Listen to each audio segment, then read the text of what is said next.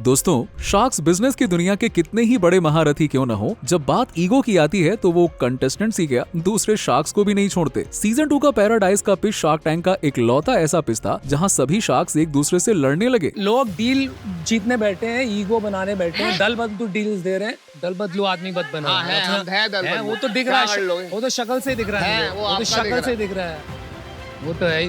तो बाद में हम भी बोल रहे थे चल यार, चल आगे। Doesn't matter what you think यार, it doesn't matter what you think. I'm talking, you're out. अनुपम अमन से भिड़ गए, फिर नमिता से लड़ने लगे, पीयूष विनीता से लड़ने लगे और एंड में जाकर एक डर्टी डील पक्की हुई। तो Paradise semi permanent hair colour बेचते हैं, पिच में हर चीज सही लग रही थी, background, sales, margins, founders, product, branding. Sharks business में भी इंटरेस्टेड थे। Founder Yoshika family business dyes और इंटरमीडिएट्स में 27 सालों से काम कर रही हैं और ग्लोबली सबसे बड़े सप्लायर्स में से एक है और वो कंपनी ही 800 करोड़ की है। फाउंडर का ओरिजिनल आस्क था 65 लाख रुपीस फॉर 1% इक्विटी, यानी कि 65 करोड़ का वैल्यूएशन। अब विनीता ने अनुपम के साथ मिलकर ऑफर दिया, लेकिन पीयूष का मानना था कि ये फाउंडर की सबसे बड़ी गलती होगी। There is no way Sugar will not enter this category, or they'll have to acquire you. There is no other way. This is a clear conflict. लेकिन अमन भी विनीता के साथ मिलकर ऑफर देना चाहते थे क्योंकि वो जानते थे कि इस डील में फाउंडर्स डेफिनेटली शुगर को प्रेफर करेंगे और हुआ भी वही। फाउंडर्स ने काउंटर किया 65 लाख रुपीस फॉर 3% इक्विटी, लेकिन अमन और विनीता के साथ, क्योंकि शुगर को मार्केट की समझ थी और अमन को ग्लोबल ब्रांड से टक्कर लेना आता है, तो उनके लिए ये बेस्ट कॉम्बिनेशन था। उन्हें बीट करने के लिए पीयूष एक पॉइंट पर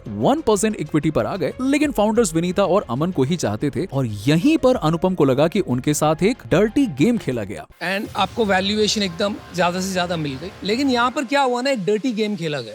ठीक है कि एक ऑफर आया था तो वो शार्क को तोड़ के ले जाना वहां पर, जो अमन ने किया, फिर जो विनीता ने किया, और उस बीच नमिता भी कूद पड़ी और उन दोनों के बीच में तू मैं हो गई। I disagree, It doesn't matter what you think यार, it doesn't matter what you think. I'm talking, you're out. अनुपम उसके बाद भी रुकने का नाम नहीं ले रहे थे और अमन और उनके बीच में काफी बुरे एक्सचेंजेस हुए। तुम रिलैक्स करो यार। अरे उन्हें हम चाहिए तो चिढ़ो मत यार। चलो यार, दल बदलू आदमी बद बना है, वो तो दिख रहा है, वो तो शक्ल से दिख रहा है, वो तो शक्ल से दिख रहा है, वो तो है ही। तो बाद में हम भी बोल रहे थे चल यार, चल आगे। आखिरकार पैराडाइज ने अमन और विनीता के साथ ही डील फाइनल की और जाते जाते पीयूष ने एक और बात कह डाली। Within 5 years, Sugar will have a color hair, I can guarantee. अरे यार छोड़ना यार। And you'll be competing. गंदा है पर धंधा है।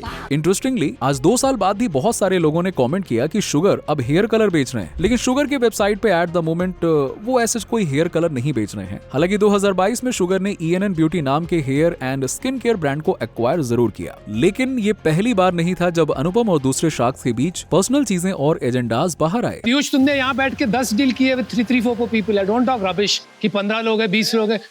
Boss, stop making accusations about somebody's personality. Then you stop playing a big boss that these guys can come on the cap table. He is exactly in this same situation right now. We are 14 advisors, and now also he was not able to make a decision. But I don't want to be in that business. But you're saying let them come on. I'll sit at the head of the table. What does that mean? I only want so to. Then I'm. Vineet सराई वाला a typical advantage लेकर आए जो specially abled लोगों के लिए job portal का काम करता है। विनीता जो कि खुद भी स्पेशली एबल्ड है, वो एक पर्पस और कॉज ड्रिवन ब्रांड बनाना चाहती थी। अब हम सब जानते हैं कि पीयूष पर्पस ड्रिवन ब्रांड्स में कितना ज्यादा इंटरेस्टेड होते हैं, क्योंकि लेंसकार्ट भी एक पर्पस के कारण ही शुरू हुआ था। लेकिन विनीत के पास में ऑलरेडी 14 एंजल इन्वेस्टर्स थे और यहाँ पे पीयूष का मानना था कि उनके लिए ये डिस्ट्रैक्शन हो रहा है। इतने लोग उतने व्यूज होंगे ना, मुझे व्यूज को कम करना है।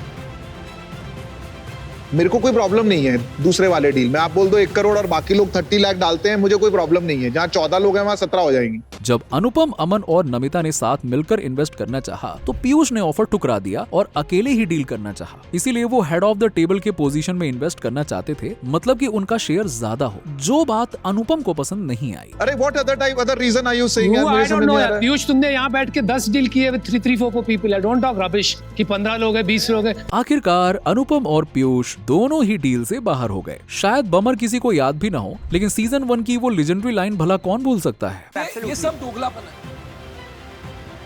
मैं तेरा दोगलापन उतारता हूँ। शार्क टैंक सीजन 1 में फाउंडर सुले लवसी अपना अंडरवियर एंड लॉन्जवियर ब्रांड लेकर आए। शार्क्स को उनका प्रोडक्ट काफी पसंद आया, प्राइस पॉइंट भी सही लगे और बिना किसी फाइट के डील पक्की होने वाली ही थी। तब सुले ने अपने पिच में एक बात कही। आप और विनीता वेरी स्पेसिफिकली D2C आपने you have crack the code, you have तो क्रैक हम द क्या गेम। ऐसे बैठे हुए यहाँ पे?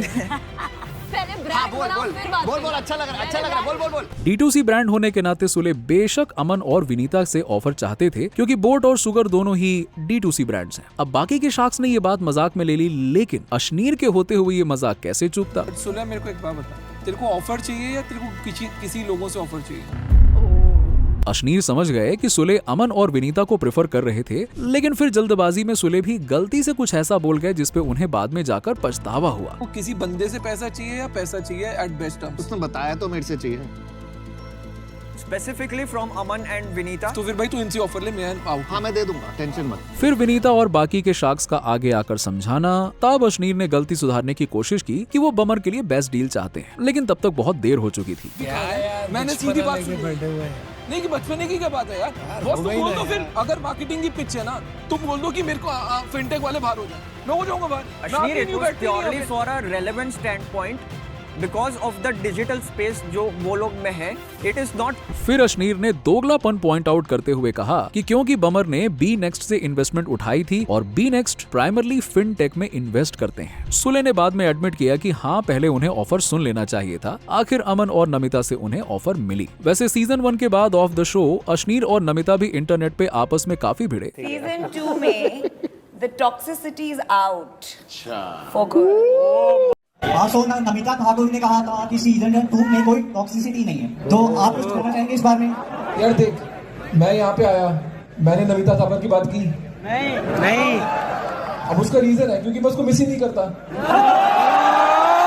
पर वो मेरे को बहुत मिस करती है। तो FY23 में बमर का रेवेन्यू 11 करोड़ था, तो ऑब्वियसली नमिता ये बात कैसे मिस करती, और हम सब जानते हैं कि इनडायरेक्टली किसकी बात कर रही थी। लेकिन कभी कभी पुराने ओजी शार्क्स वर्सेस नए शार्क्स की भी फाइट हो जाती है, जैसे कुणाल और अमन के बीच हुई। बाद में एक ऑफर बचेगा। आती है मेरे को करनी डील मेकिंग। नहीं आपने शार्क टैंक पहली बार करो ना। नहीं डील है, मैंने बहुत किया है, आपसे ज्यादा किया है।